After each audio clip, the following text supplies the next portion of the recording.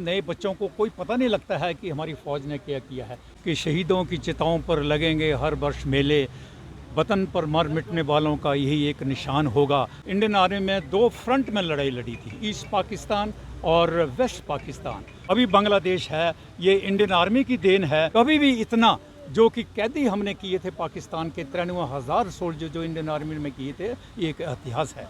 मैं खुद उस लड़ाई में शामिल था सन 71 की बैटल ऑफ छम, जहां मेरी पलटन वहां 5-6 थी और अखनूर को तोड़कर पूरी पूंछ और रजौरी लाइन को 12 घंटे में उन्होंने इरादा किया था कि इसको हम कर दे। फर्स्ट है, हमेशा पहला नेशन का नाम लेकर आगे बढ़ो। रिटायर्ड कर्नल वाईएस राणा की आवाज में आज भी 1971 वाले युद्ध का जोश साफ देखा जा सकता है। राज्य युद्ध स्मारक धर्मशाला में विजय दिवस श्रद्धा और सम्मान के साथ मनाया गया।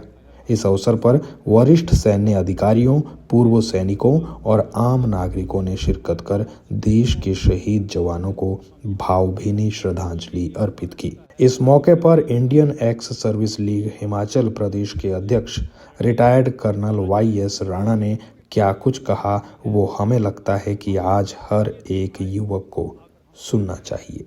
कहना नहीं है, लेकिन बहुत कुछ जो इतिहास लिख चुका है हम वही आपके सामने प्रस्तुत करने जा रहे हैं। जो 71 का इतिहास है, एक पूरे संसार में, पूरे वर्ल्ड में एक माना हुआ जो कि इंडियन आर्मी में करके दिखाया था। इस वक्त 1971 वॉर विजय दिवस के ऊपर हम यहाँ पर शहीद स्मारक वॉर स्टेट वॉर मेमोरियल धर्मशाला में हम यहाँ पर खड़े हैं। यही एक हमारा होता है कि जब भी कोई शहीद या कोई सोल्जर लड़ाई में मारा जाए, उनके जो पूरी पथरी यहाँ पर लगी हुई है और उनको हम जब ये दिन आए उनको आकर हम सलाम करें, फूल चढ़ाएं और उनको याद करें। वही बात एक होती है कि शहीदों की चिताओं पर लगेंगे हर वर्ष मेले, वतन पर मर मिटने वालों का यही एक निशान होगा। ये निशान किसने करना है? हम और आप लोगों ने करना है। ये वो लड़ाई थी जो कि इंडियन आर्मी में दो फ्रंट में लड़ाई लड़ी थी, ईस्ट पाकिस्तान और वेस्ट पाकिस्तान। और ईस्ट पाकिस्तान में आपको मालूम है कि जो अभी बांग्लादेश है, ये इंडियन आर्मी की देन है, जिन्होंने कि इसकी कुर्बानी करके बहुत वहाँ पर कुर्बान तकरीबन 1100 पीपल जो हैं वहाँ पर शहीद हुए थे और काफ़ी से ज़्यादा उस वहाँ पर जख्मी हुए थे। तो उसके शहीदों की जो पराक्रम है उनको याद करते हुए हम यहाँ पर खड़े हुए हैं आज। वही ईस्ट पाकिस्तान था जिसका बांग्लादेश करके रख दिया। और ये इतिहास है, कभी भी पीछे 5000 साल का रिकॉर्ड ले लो, कभी भी इतना जो कि कैदी हमने किए थे पाकिस्तान के 93,000 सोल्जर जो इंडियन आर्मी में किए थे, ये एक इतिहास है।